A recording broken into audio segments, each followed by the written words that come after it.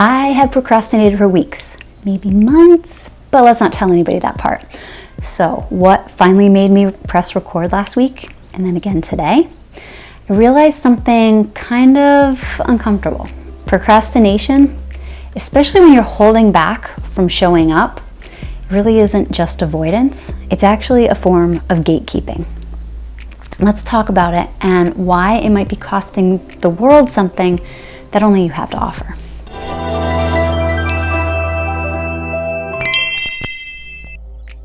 Hey, I'm April Quast, artist, breathwork guide, and someone who's done a lot of hiding in plain sight, but not today. Because if this message hits you like it hit me, it might unlock something you've been sitting on for far too long. So here's what I mean by gatekeeping. When you're holding back your voice, your ideas and creativity because you're afraid of being judged or of not being perfect, you're actually not just hiding, you're withholding. We don't gatekeep things that we think are worthless. We gatekeep the good stuff, the stuff with meaning, the thoughts that actually carry weight, and we tell ourselves we're just waiting for the right time. But the perfect moment, it doesn't show up unless you let go of perfect and take that bold step forward. So yeah, procrastination, it's not just laziness. It's not even hesitation. It's gatekeeping something the world actually needs. Something only you can give. That layers a whole nother level of responsibility onto hesitation, doesn't it? Most of us don't even recognize our procrastination. It doesn't always feel like a fear or avoidance. Sometimes it just feels like I'm not ready, I'm not motivated, or it's not the right time. But underneath all of that, it's protection. Not just from failure, but from being seen. We think we're just waiting for a better moment, but what we're really doing is gatekeeping. We're holding back something real, something valuable, something that could shift someone else if we just let it out. Meanwhile, someone's waiting to feel understood by hearing something only you can give. Maybe you're a creator with a notebook full of ideas, or a parent who's lived through some really hard-earned wisdom. But you convince yourself it's not the right season, or no one needs to hear this right now, while someone else is quietly searching for the very thing you're kind of withholding. Even your ordinary life might be a perspective that someone else needs to feel, to be able to feel less alone. But if you keep procrastinating because you're tired, or you're distracted, or you're waiting for motivation, then that story never makes it out. Procrastination is rarely about laziness. It's often about trying to stay safe, even if it means staying stuck. But the truth is, holding back what matters to you doesn't really keep you safe, it keeps you small.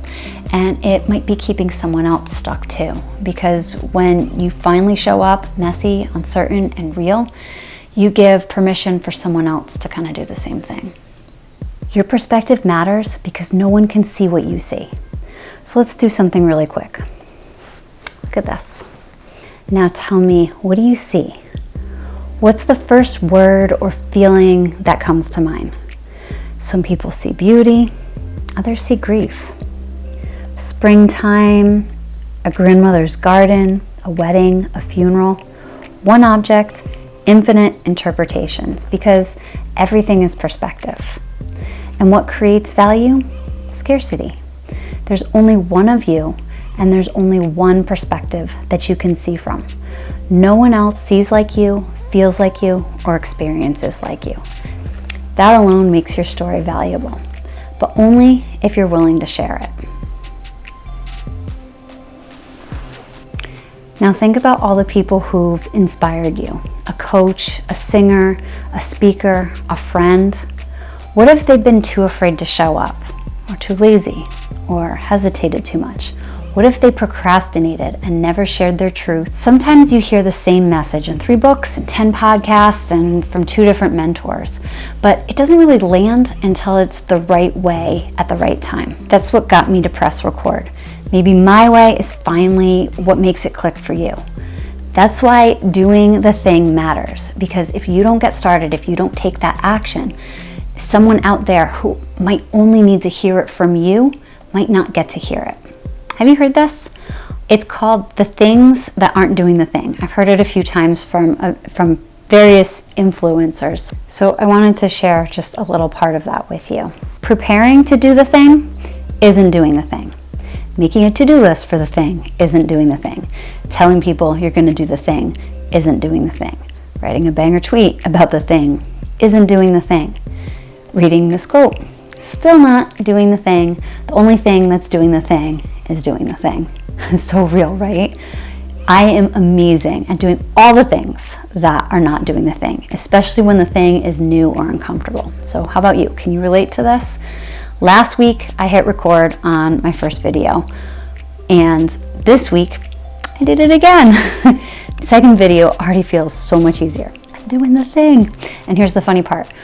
Once I finally recorded the first video, I ended up outlining 2 more video plans before the day was even over. Ideas started flooding through the gates as soon as I unlocked them with action. It's like the creative part of me had been waiting for me to just go. That's the thing about procrastination. Once you stop guarding the gate, your momentum starts doing the work for you. So now I'm asking you, where does your procrastination lie? What gift have you been gatekeeping?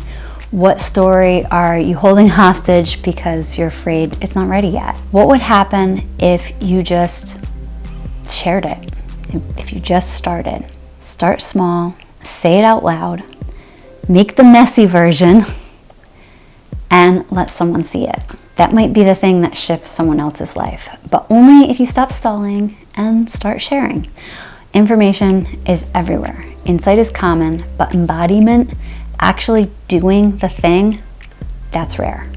That's what changes things. So if you're one of those people that have heard me say, I'm gonna start more times than you can count, and you stuck with me through all of the starts and stops, thank you, first of all. And if you're one of those kind people who texted me or emailed me congratulations about getting that video finally out, it would actually really help me if you could drop some of that love into the comments below. Those comments don't just encourage me, though they really do. They help this video reach more people. It tells YouTube that this message, this channel is important. And if you know someone who's been procrastinating on their purpose, maybe forward this to them as well, because this isn't just a video, it's an invitation. Deep down, you know there's something that you're meant to bring into the world, something honest, something bold, something only you can create. We're building something real here, a worth dynasty, doing the things we love to do, one brave voice at a time, yours included.